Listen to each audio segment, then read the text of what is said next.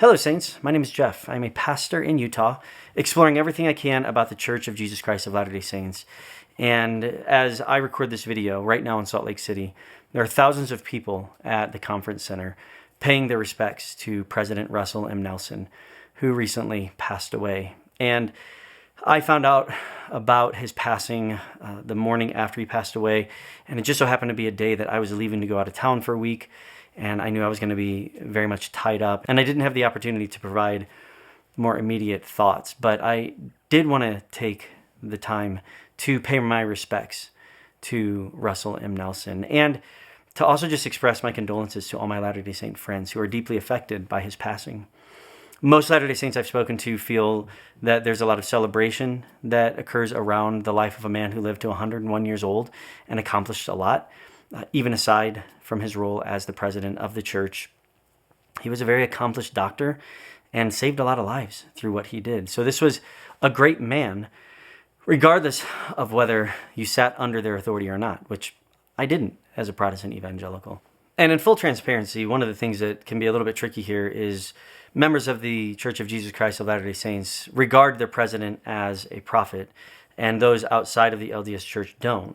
So I want to make sure it's very clear that the comments that I want to offer on Russell M. Nelson are about him as a man and about him as the president of the Church of Jesus Christ of Latter-day Saints. But I still think that there were some respectable things about this man that I wanted to pay tribute to, in the same way that with the Catholic Church, even though I don't sit under the authority of the Pope, there are some things that I can see through the ministry and through even the life and the posture of another church leader that is worth speaking to, and wanted to share three things in particular about Russell M. Nelson that impacted me as this Protestant with a guest pass who has showed up on the scene. And in some sense, this was my first president of the LDS Church that I was able to observe and even do some react videos to regarding some of his teachings.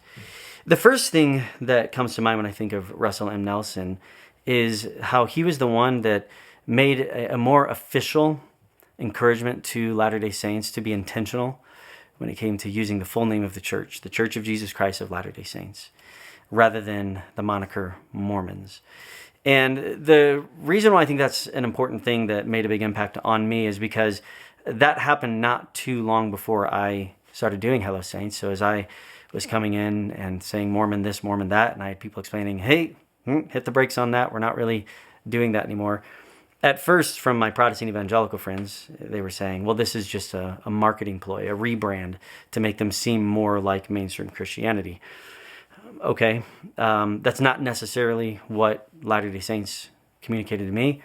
It's that the prophet wanted members of the church to not just identify with a religious organization, but to be known as those who really are looking to Jesus. And I get there's going to be, from the inside and the outside, strong feelings about that decision. But the thing that I noticed is that that kind of permeated the culture in general, the conversation in general with Latter-day Saints, who seem a little bit less concerned interacting with me, making sure I understand what it's like to be a Mormon, to believe Mormon beliefs, to hold to Mormon principles or doctrine. But there's always this rallying point to say, well, let's talk about Jesus. And I love starting there. That's the easiest place to start when it comes to somebody who has a different perspective from a faith standpoint, especially a group like the LDS Church that holds doctrinal beliefs that are quite a bit different from some core fundamental doctrines from the rest of Christianity. Rather than getting caught up in the minutia of all those things, we can just say, let's start with Jesus. Let's start there. And I know that there are varying opinions about, who Jesus is and whether it's the same Jesus or different Jesus. But I'm talking in personal conversation with neighbors and friends here in Utah. We can have some really rich conversations when we focus on who Jesus is and when we tie our identity to who we believe him to be. There's nothing that we hold more dear than our identity, and our faith plays a big role in that, and the one we put our faith in plays a big role in that. So if Latter-day Saints are saying that their identity is tied to being members of the Church of Jesus Christ of Latter-day Saints, and I'm saying that I'm a born-again follower of Jesus, a disciple of Jesus, there are some really important conversations we're able to have there. And I believe that was because of Russell M. Nelson's influence, and I appreciate that very much so. This is not to say that LDS church members didn't focus on Jesus before that, but there's something about that name shift that I feel like made it more natural, even as a conversation starter, to have some important conversations about who Jesus is on a personal level and also on a doctrinal level. The second thing that I really came to appreciate about Russell M. Nelson is to see how intentional he was about encouraging members of the church to not just go through the motions, which is a tendency that all of us have within our religious paradigm. But he wasn't ever teaching that you go through the motions and check the boxes, but that there would be a personal endeavor, a personal journey to live what you believe, to know what you believe. And one of the ways that was reflected is in him more officially implementing the Come Follow Me curriculum, where every year the church goes through an entire portion of Scripture together. Before I started Hello Saints, many non-church members would tell me Latter-day Saints don't know the Scriptures. They don't read the Scriptures. That may or may not have been the case in the past, but what I do know is when I came in the door of the LDS house after Russell M. Nelson had been prophet for a few years, I saw everybody going through a Scripture study together, like church-wide. And I see all these podcasts and all these YouTube videos where people are wanting to study the Scriptures and discuss them. And I think that that's important because there's nothing that compels us to confront more directly and more deeply what we believe and what we say we're living within our faith than to really look at what the Scriptures teach. And it is true that the LDS Church has additional Scriptures and that is not compatible with Protestant evangelical Christianity. But where I was told that Latter-day Saints don't know the Old or the New Testament, I'm finding that to be less and less the case. In fact, in 2026, when the church is going to be doing Come Follow Me through the Old Testament, I'm going to be putting together some videos where we can have some Bible study together from a Protestant perspective and a Latter-day Saint perspective on what we're seeing in the Old Testament. That's amazing. And it's something that didn't exist church-wide until President Nelson instituted it. And I really appreciate that because it's difficult to have an informed conversation about doctrine and belief if it's just based on what we've been spoon-fed or hearsay. But whenever we're reading the Scriptures and personalizing it and even trying to metabolize and process it and apply it, great conversations are had. And I'm very grateful that President Nelson implemented that church-wide in 2019.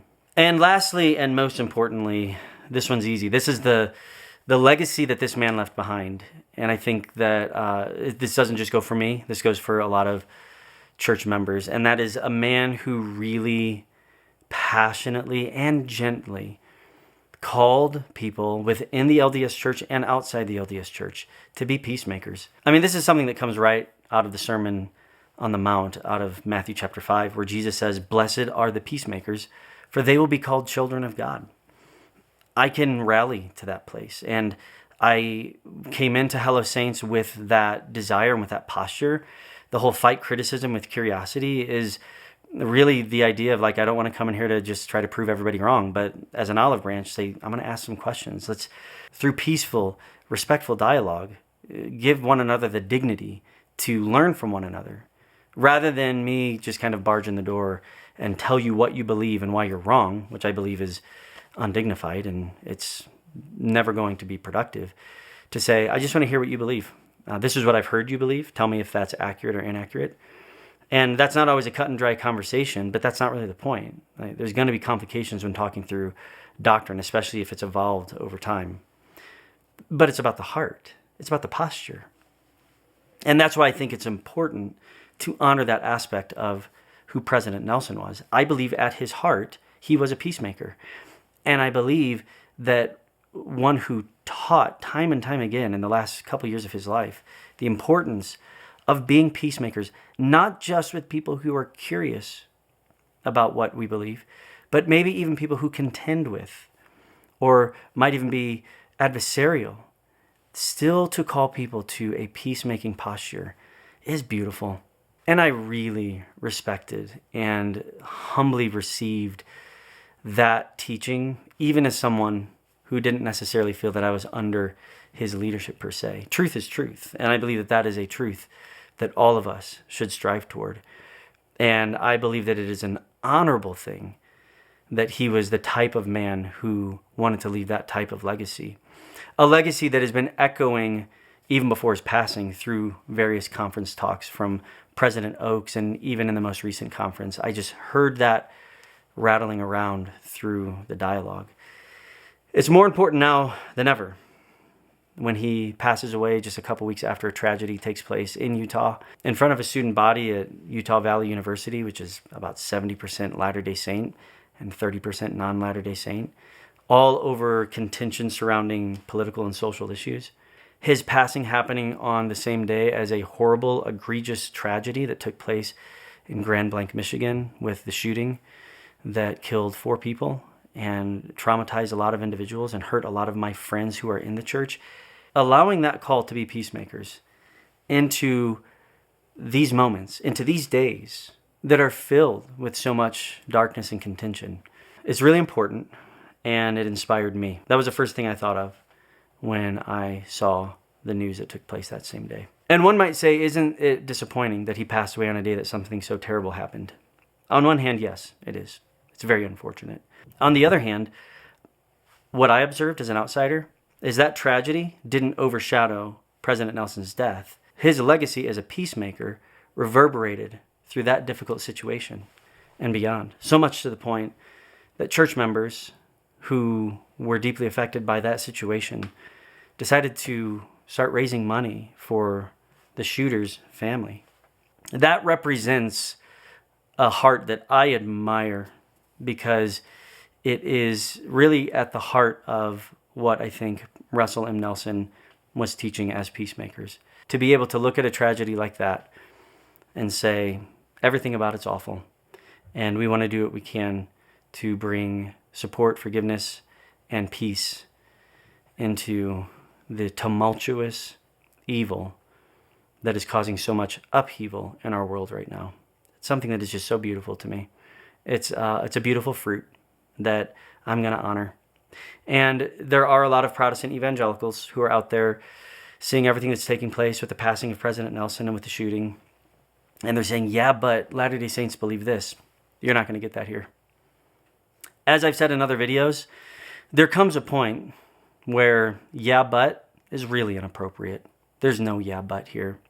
I'm going to speak to that more in a separate video, but in the interest of maintaining a sacred space where I can pay my respects as a non-church member to President Nelson and to extend my condolences to my Latter-day Saint friends, I will continue to, along with you, honor the legacy of the things that I talked about in this video as we continue to be peacemakers together. Just to punctuate this further, I have to say, if it weren't for the influence of this man, I don't believe Hello Saints works.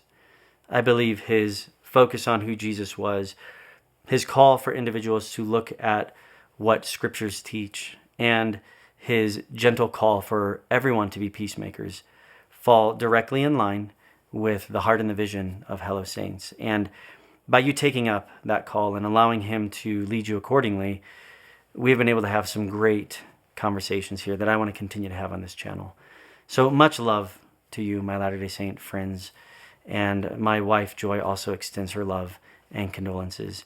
And we look forward to continuing to honor the influence of this man as we move forward in conversations on this channel. So until next time, we'll see you later, Saints.